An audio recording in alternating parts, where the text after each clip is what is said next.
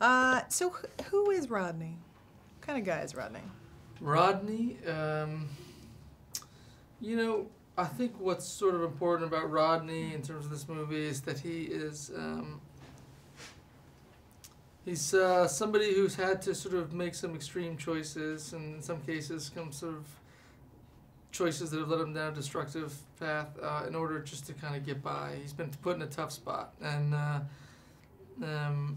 he was in the military, and he came back from fighting, and that found that it was very hard to reintegrate into society. So going to talk about the things that, you know, the ways in which he spent the last 4 years, the things he saw, things he did, things that happened to him, and sort of living with some dark secrets that are sort of eating him up from the inside out. Yeah. What do you think, if you can pick out a couple themes, what do you think those would be? Themes in the movie? Yeah. Well, I'm not sure, but I can talk about some of the sort of ideas that the movie sort of pokes at and looks at. I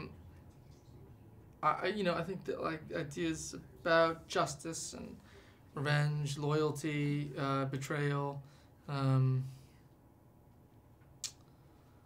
things like that. You know, sort of what do you value? How do we take care of one another? I think those are sort of questions that are asked in the movie. How does a country take care of its military? How do you as a son take care of his father? How does a brother take care of his brother?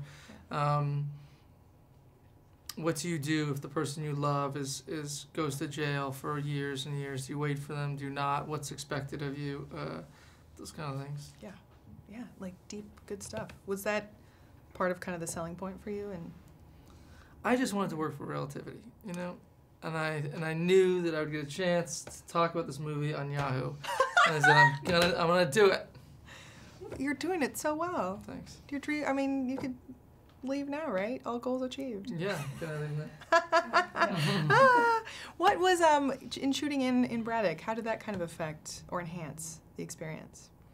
Well, shooting on location is a huge advantage because a lot of the work gets done for you. You know, you get to just absorb sort of by osmosis sort of the atmosphere that is the movie. Yeah. Otherwise, you're sort of trying to play within this artificial frame of, you know, sometimes in movies they'll just build a fake house and you think, you know, in the middle of the scene I'm gonna just go over and get a drink of water and turn the faucet on, and it's just like sawdust comes out, and it's not, and they go like that faucet doesn't work. It's like the Truman Show, kind of. It's like living in the Truman Show. So it's that's not great, but sometimes it has to be done because that's just the way movies are made. In this case, we got to shoot in the place where the movie was set, and it's a place that is such a palpable atmosphere that it really helped, I think, the performances. And in the setting as a character itself in the movie, you know, it's kind of about places like this, you know, people like this in a way, as well as being about these specific people. Yeah. How was your experience with Mr. Bale and Mr. Harrelson? I had to look at the poster. I said, Mr. Bale and Mr. Harrelson, who are they? All right, Christian.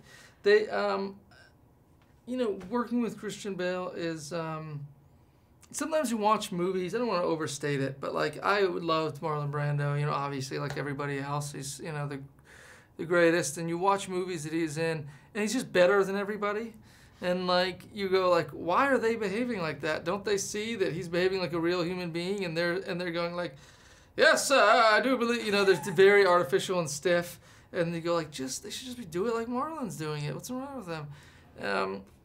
I suspect that in some ways, in different ways, but in similar ways, that people look at Christian Bale's movies and they go like, why is he so much more interesting than everybody else? And, you know, so to get the opportunity to work with somebody like that, you know, you do it. And I don't mind saying it. And I think that Woody has had a very unusual and impressive, kind of incredible career where he starts out, he survived like sitcom land. Most people, yeah. That's it. You know what I mean?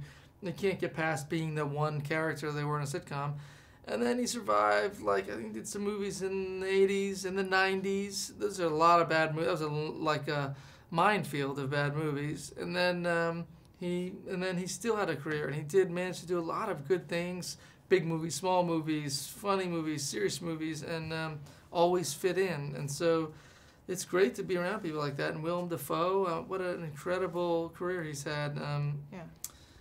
And you just get pick little things up from them, you know. It's just a treat, and it's an honor to kind of be doing it with them.